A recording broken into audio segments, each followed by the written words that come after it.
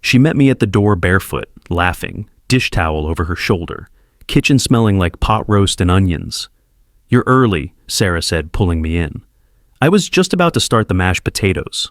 I set my sample case down by the door, heavy with machinery catalogs and pricing sheets from 3 days in Detroit. "I called yesterday from the hotel," I said, studying her face. She blinked twice, fast. "Right?" "My phone died during my shift at the clinic. I plugged it in and crashed when I got home."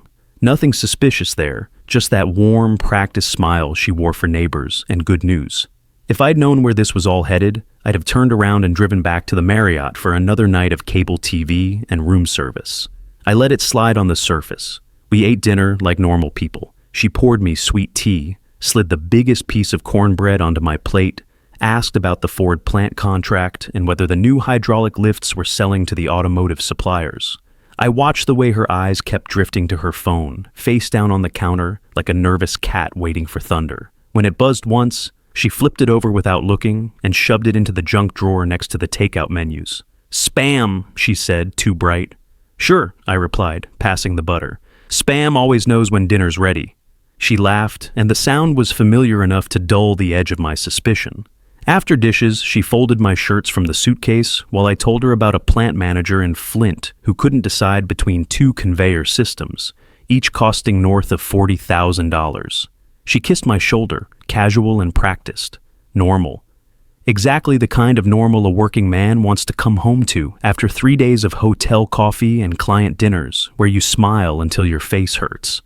"You good?" I asked finally, leaning against the bedroom doorway. She snapped a drawer shut. "Happy you're home." I kept my tone even. "Then humor me. Next time your phone dies, text me from your work computer, or call from the landline at Riverside Medical. Smoke signals, if you have to." Her mouth twitched. "Right, of course." "I'm not being paranoid," I added, but I noticed. She nodded and changed the subject to her sister's new boyfriend, who worked construction and drove a motorcycle like he was still 25. We went to bed with the window cracked to let in the sound of the freight trains that ran behind our neighborhood, carrying steel and grain through the industrial corridor that defined this part of Ohio. She curled up to my side like always. I stared at the ceiling fan and made a mental note. 1 pebble in the shoe. Don't ignore pebbles. They ruin long walks. The next morning, I moved my travel schedule on the kitchen whiteboard, where Sarah tracked everything from grocery lists to her work shifts at the medical center. I shifted a Cleveland trip from Thursday to Tuesday to accommodate a last-minute meeting with a parts supplier who was offering volume discounts on hydraulic components. She glanced at the change when she poured coffee into my travel mug. "You never move things on the board," she said. "Starting today," I answered. "Makes my week cleaner." That was my first rule change. Small, public, no debate. She chirped, "Okay," and put the mug in my hand. No pushback. Noted. We did our Saturday run to Maynard's and the grocery store. In the checkout line at Giant Eagle, her phone buzzed again. She checked the screen and turned it sideways so I couldn't see. "Spam?" I asked, loading milk into the cart.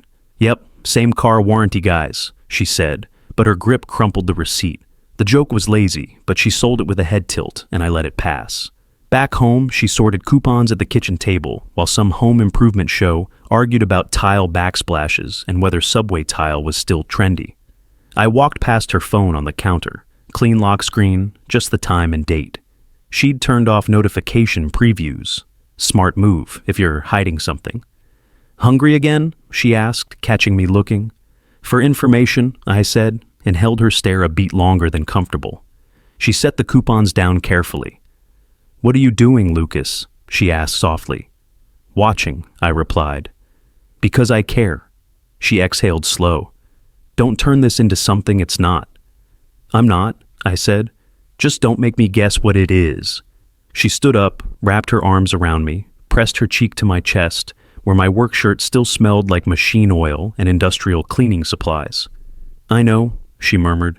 "I'm sorry about yesterday. Work's been weird lately. Amanda got promoted to office manager last month, and there's been all kinds of policy changes. That's all." I nodded into her hair. An apology soft enough to dampen questions, delivered with just enough detail to sound credible. I didn't buy it completely, but I recognized the tactic. When a man names a problem, lay down a rug to muffle it.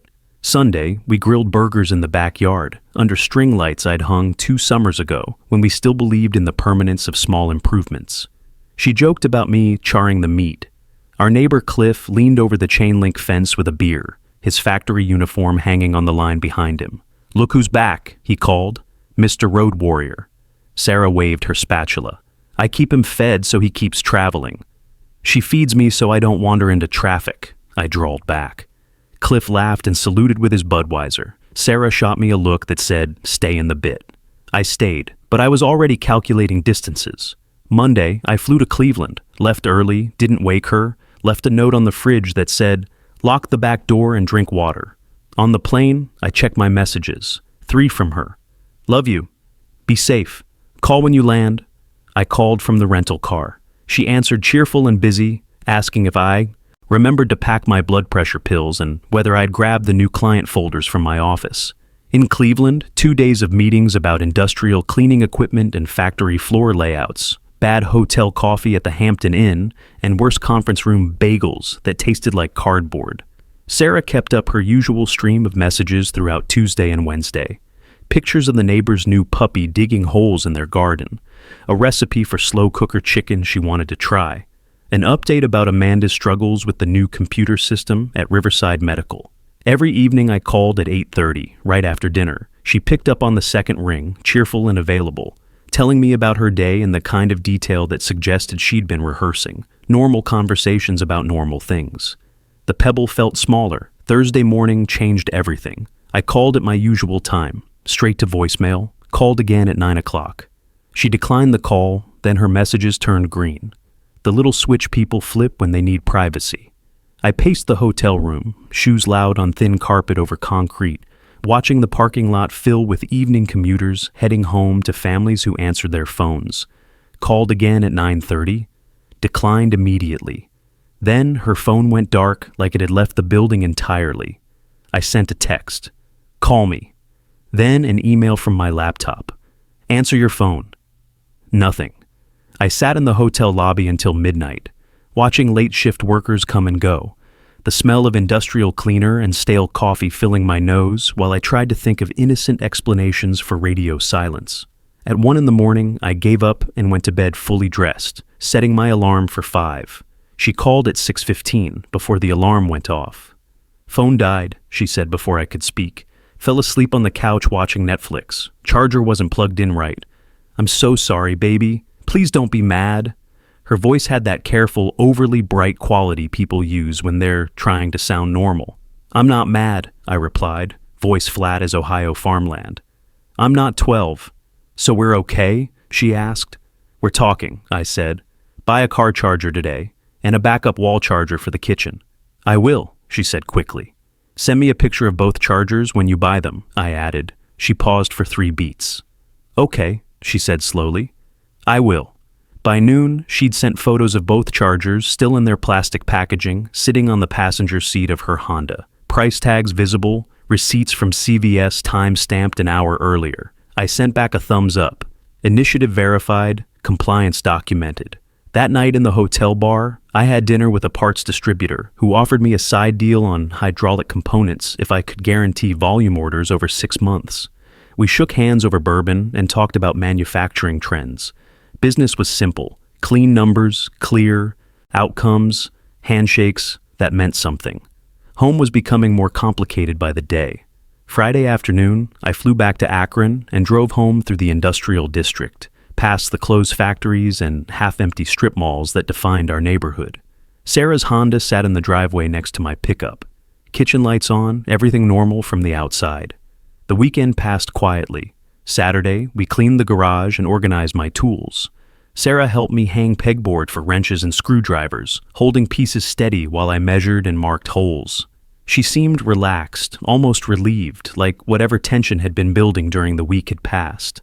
Sunday, she made pancakes and we read the paper together. She showed me a sales circular for appliances at Sears, pointed out a washer and dryer set that was marked down 40%. "Ours is getting old," she said. "Maybe next month," I replied, watching her face. No reaction, just normal wife conversation about normal household needs. Monday morning, I announced my next trip. Indianapolis Wednesday through Friday, I said, updating the whiteboard. Meeting with Cummins about their new facility. She nodded, sipping coffee. I'll probably work late Thursday, she said. Amanda's training me on the new scheduling system. I paused, marker in hand. Late how late? Maybe 7 or 8, she replied. Depends how fast I pick it up. That's unusual for Riverside Medical, I said. The clinic normally closed at 5:30. I know, she said, but they're implementing it over the weekend, so we need to be ready. Reasonable explanation, delivered without hesitation. But something in her posture had shifted, like she was bracing for questions she hoped wouldn't come. Tuesday, I packed for Indianapolis and made some calls. First, to a private investigator named Jack Kellerman that a client in Toledo had recommended. Routine surveillance work, I told him. Possible infidelity. Can you start Thursday evening? Address and vehicle description, he asked. I gave him both. Second call went to Richard Langford, the attorney who'd handled my business contracts for 5 years. Richard, I said when he picked up, I need a consultation, personal matter. His voice shifted from casual to professional. Divorce planning? Information gathering first, I replied. Then we'll see. Wednesday morning, I drove to Indianapolis, checking into a downtown Marriott near the Cummins headquarters. The meetings went well. Industrial diesel engines, hydraulic systems for construction equipment. The kind of technical discussions that reminded me why I enjoyed my work. Numbers that added up. Contracts that meant what they said. Handshakes from men who showed up when they promised they would. Thursday evening at 6:30, my phone buzzed with a text from Jack Kellerman. Target departed home 5:45 p.m., following to downtown location. 20 minutes later, parked behind. Riverside Medical Center. Subject entered through rear employee entrance with male companion, tall, thin, wearing scrubs. I sat in my hotel room, looking out at the Indianapolis skyline, and felt something cold settle in my chest. Not anger yet, just recognition. The pebble had become a boulder, and now I knew exactly how much weight I'd been carrying. At 8:15, subjects exited building, proceeding to Chestnut Grove subdivision. Male driving blue Toyota Camry, license DRN 4782. That was 3 miles from our house in the direction of the newer developments where doctors and lawyers lived. Final text at 9:45. Subjects separated. Target returned home 9:33 p.m. Male continued to address on Maple Ridge Drive. We'll email photos and detailed report tomorrow. I called Sarah at 10 o'clock. She answered on the first ring. Hey baby, how was your day? Cheerful, slightly breathless, like she'd been hurrying. Good meetings, I said. Learn that new computer system? Oh my God, yes, so complicated. Amanda and I grabbed dinner afterward and went over everything again. I think I've got it now. Where'd you eat? I asked, keeping my tone casual. That new Italian place downtown, Carrabba's. Amanda's treat since I stayed late to help her. Smooth delivery, no hesitation. If I hadn't known better, I might have believed it. Sounds nice, I replied. Get home safe. Already here, she said, taking a bath and going to bed early. Love you. Love you too, I said, and meant it. That was the strange part. I did love her. I just didn't trust her anymore, and love without trust is like a car without brakes. Eventually, something gets damaged. Friday morning, Jack's email arrived with a dozen photos and a 2-page report. Sarah and Dr. James Morrison entering the medical center through a back door marked Staff Only. Sarah and Dr. Morrison in what appeared to be an empty examination room, blinds drawn. Sarah's Honda and Dr. Morrison's Camry in the parking lot behind a dumpster, positioned to be invisible from the street. The photos were clear enough for identification, but discreet enough to avoid legal complications. Professional work. Worth the $500 I'd pay him. I forwarded everything to Richard Langford with a note. As discussed, please advise next steps. His response came within an hour. Compelling evidence. Recommend immediate financial protection measures before proceeding with any confrontation. Can you meet Monday morning? Friday evening, I flew home to Sarah's warmest welcome in months. She met me at the door with a kiss that lasted 10 seconds, led me to the kitchen where she'd prepared my favorite dinner. Meatloaf, mashed potatoes, green beans with bacon, candles on the table, my good beer in the refrigerator. "What's the occasion?" I asked, hanging my jacket on the back of a chair. "No occasion," she said, but her smile was too bright, like someone had turned up the contrast. "Just missed you." We ate and talked about normal things, her work schedule for next week, my upcoming trip to Columbus, whether we should finally replace the living room carpet. She was attentive in all the ways that mattered to a husband who didn't know what his private investigator had photographed 48 hours earlier. She asked about my meetings, laughed at my story, about a plant manager who insisted on showing me his vintage motorcycle collection, refilled my beer before I had to ask. After dinner, she suggested we watch a movie. We settled on the couch, her head on my shoulder, my arm around her waist. She felt familiar and foreign at the same time, like coming home to a house where someone had rearranged all the furniture while keeping everything in roughly the same place. During a commercial break, her phone buzzed on the coffee table. She glanced at it and flipped it face down. "Work?" I asked. "Amanda," she replied. "Probably about Monday's schedule." I nodded and said nothing. The movie resumed, some action thriller where the hero discovered his partner was betraying him to the enemy. Sarah fell asleep against my shoulder before the credits rolled. I watched her breathe, studied the face I'd been waking up next to for 10 years, and tried to reconcile the woman I'd married with the woman in Jack Kellerman's photographs. Same person, same features, but something fundamental had shifted. Trust, once broken, changes everything you thought you knew about someone. I carried her to bed, helped her out of her clothes, tucked her under the covers. She mumbled my name and reached for me in her sleep. I lay next to her in the dark, listening to her breathe, planning the systematic dismantling of the life we'd built together. Sunday, we went to church for the first time in months. Sarah suggested it over breakfast, said she'd been thinking about getting back into the habit. We sat in a pew near the back, held hands during the prayers, sang hymns about forgiveness and redemption. I wondered if she was feeling guilty or just maintaining appearances. Either way, it would be our last Sunday service together. Monday morning, I sat in Richard Langford's office while he explained Ohio divorce law and asset protection strategies. His law firm occupied the third floor of a downtown building that smelled like leather and old money. "Uncontested divorce, no children, prenuptial agreement on file," he said, reviewing the documents I'd brought. "This should be straightforward, assuming she doesn't contest the terms." "She will," I replied. "Count on it." Richard nodded and made notes on a yellow legal pad. Then we prepare for contested proceedings. First priority is protecting your assets. How much liquid cash in joint accounts? Approximately $52,000 in savings. Checking account fluctuates between $8,000 and $12,000 depending on monthly expenses. "We need to secure your portion immediately," Richard said. "Ohio is an equitable distribution state, which means fair doesn't necessarily mean equal. Your income significantly exceeds hers, but the prenup should protect your business interests and retirement accounts." He slid a folder across the desk. "I need you to sign these authorizations. We'll file immediately." By Tuesday, I'd opened new accounts at First National Bank and moved my direct deposit.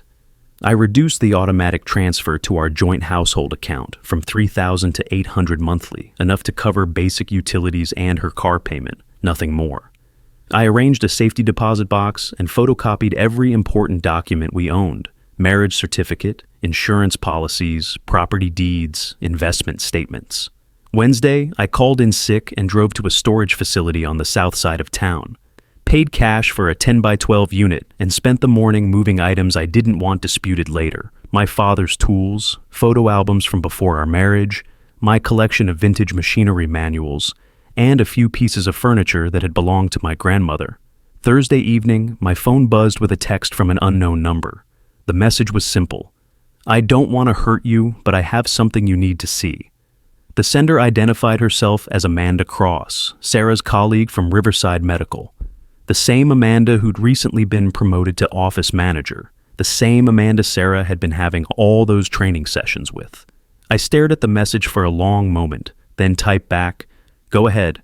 Your wife is having an affair with Dr. Morrison," came the immediate reply. "They use the empty examination rooms during lunch breaks and after hours. I have photos and documentation." My stomach dropped, even though I'd been expecting exactly this confirmation. "Why are you telling me this?" I typed. Her response came fast. "Because you seem like a decent man, and because I'm tired of covering for her. Also, Because I think you're attractive, and I want you to know you deserve better." I actually laughed, sitting alone in my truck in the parking lot of a Home Depot. Direct, honest, strategic. Everything my marriage wasn't. "Send the photos," I typed. They arrived in a series of messages over the next 10 minutes. Nothing explicit, but clear enough. Sarah and Dr. Morrison in examination room 3, timestamps during lunch hours. His silver Camry parked behind the medical building, in a spot not visible from the main road. Screenshots of their text conversations about meeting times and hotel reservations for afternoons when I was traveling. The evidence was more comprehensive than what Jack Kellerman had provided, and it painted a picture of an affair that had been going on for at least 2 months. I forwarded everything to Richard, then texted Amanda back. "Thank you. I owe you dinner when this is over." "I'll hold you to that," she replied. "But Lucas? She doesn't deserve you. I hope you remember that when you're ready to move forward." The next week moved like a precision machine. Richard filed papers, I organized finances, and Sarah kept playing house while her world prepared to collapse in ways she couldn't imagine. I said nothing, did nothing different, just watched and planned with the methodical patience that had made me successful in sales. Good timing is everything, whether you're closing a deal or ending a marriage. I started working out at the gym every morning at 5:30, lifting weights with a focus I hadn't felt since my 20s. Physical preparation for the emotional marathon ahead. I cleaned out my truck, organized my office, and updated my will to reflect my new circumstances. I even got a haircut and bought 3 new shirts, like I was preparing for a job interview. Sarah noticed the changes but interpreted them as positive signs. "You seem energetic lately," she said over dinner on Thursday. "Less stressed." "Business is good," I replied. "Got that Columbus contract locked up. Might mean a promotion if the numbers hold." She smiled and reached across the table to squeeze my hand. "I'm proud of you." The irony wasn't lost on me. She was proud of the man she was systematically betraying, encouraging the success that would ultimately finance her departure from our marriage. Friday morning, the process server would arrive with papers that would transform her pride into panic. But for now, she was still performing the role of supportive wife to an audience of one who knew exactly how fictional the performance was. That night, she initiated intimacy for the first time in weeks. I went through the motions with detached precision, watching her face in the dim light from our digital alarm clock, memorizing details I knew would fade once the lawyers finished dividing our assets. Afterward, she fell asleep with her head on my chest, one arm draped across my stomach. I stared at the ceiling and counted down the hours until everything changed. Friday morning, I left for work early, but circled back to park across the street from our house. At 9:15, a process server in a gray Corolla pulled into our driveway. I watched through binoculars as he knocked on the front door, waited, knocked again. Sarah appeared in her bathrobe, hair still messy from sleep. She signed for the manila envelope, looking confused but not concerned. Not yet. I drove to work and waited. At 9:47, my phone exploded with calls and texts. I let them all go to voicemail. At 10:30, I finally listened to the messages. The first 3 were incoherent, just Sarah crying and demanding I call her back. The 4th was clearer. "Lucas, what the hell is this? You can't just file for divorce without talking to me. Call me right now." I deleted them all and went back to reviewing purchase orders for hydraulic equipment. Business as usual, while my personal life detonated in a controlled explosion I'd been planning for 2 weeks. She called my office directly at 11. My secretary Janet buzzed me. "Your wife is online too. She sounds upset." "Tell her all communication goes through my attorney," I said. "Richard Langford. She has his number." Janet paused. "She's really upset, Mr. Wheeler." "She'll be fine," I replied. "Just give her the attorney's information." At lunch, I drove home. Sarah's Honda sat in the driveway, engine ticking as it cooled. She'd been somewhere, probably to see Dr. Morrison, or maybe to find a lawyer of her own. I found her in the kitchen, the divorce papers spread across the table like evidence from a crime scene.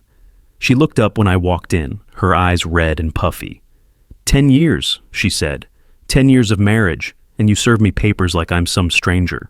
I set my keys in the ceramic bowl by the door, the same bowl we'd bought together at a craft fair in Columbus 3 summers ago. "Any questions go through Richard," I said calmly. "His number's on the letterhead." She stood up, papers rustling. "You're not even going to explain yourself?" I don't explain boundaries, I replied. I enforce them. Her mouth twisted into something ugly. You can't prove anything. Whatever paranoid fantasy you've built up in your head, you can't prove it. I walked to the refrigerator, pulled out a beer, twisted the cap off slowly. I can prove you were in examination room 3 at Riverside Medical on Thursday, October 15th at 2:30 in the afternoon with Dr. James Morrison. I can prove his car was parked behind the dumpster. I can prove you lied about working late. The color drained from her face. You had me followed? I had you investigated, I corrected. There's a difference. She sank into a chair like someone had cut her strings. How long have you known? Long enough to protect myself, I replied. We stared at each other across 10 years of shared history that had just become evidence in a legal proceeding. She tried tears next, then anger, then bargaining, offered to end the affair, go to counseling, move somewhere new, and start over. I listened with the same expression I use for difficult clients who couldn't meet delivery schedules. You're throwing away something good, she said finally. I met her eyes. I had something good. You went shopping while I was paying for it. She flinched like I'd slapped her. Everything else goes through Richard, I said. You have 72 hours to remove your personal items. I'll be at the Hampton Inn to make it easier. The next 3 days passed in a blur of boxes, moving trucks, and lawyers. Sarah took her clothes, her jewelry, and the coffee maker she'd insisted we needed. She left the dishes, the furniture, and 10 years of photos that now felt like documentation of a lie I'd been living. Amanda texted me Sunday evening. How are you holding up? Better than expected, I replied. That dinner offer still stands. Tomorrow night? She asked. I know a place. That's quiet. We met at a small restaurant outside town, away from anyone who might know either of us. She wore a blue dress that brought out her eyes and listened while I talked about learning to hear your own voice after you've turned off the noise. I need to say something, I told her when she stood to leave. I'm grateful for what you did, but I'm not jumping into anything. Not this month, maybe not this year. She laughed softly. Relax, I understand. But I won't promise to wait forever. I'm not asking you to wait, I said. Live your life. She hugged me and went home. I slept 8 hours for the first time in weeks. 6 months later, the divorce was final. Sarah had moved in with Dr. Morrison, whose wife had left him when their affair became public. They'd both lost their jobs when the medical center discovered their workplace misconduct. Amanda and I took things slow, building something real instead of rushing into a rebound. If someone asks me what I learned, I'll tell them this. Loyalty isn't something you negotiate for or earn through good behavior. It's something you give freely or not at all. Sarah gave hers to a married doctor who discarded her when the cost got too high. Amanda gave me evidence of betrayal because she thought I deserved honesty more than friendship. The difference tells you everything about character. These days, I drive home to a house that smells like coffee and honesty, where the phone rings for people who actually want to talk to me. Simple, clean, real, exactly what a working man deserves.